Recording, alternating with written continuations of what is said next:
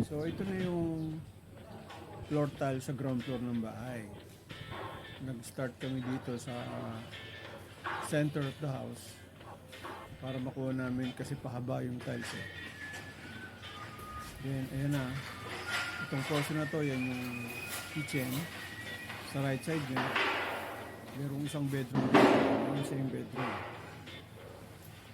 Yan. Tapos from that bedroom, labas mo.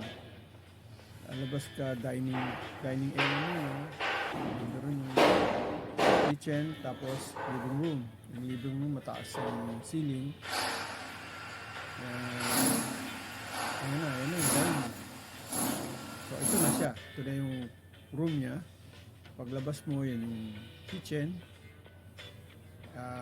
Kita mo yung living room katabi ng stair.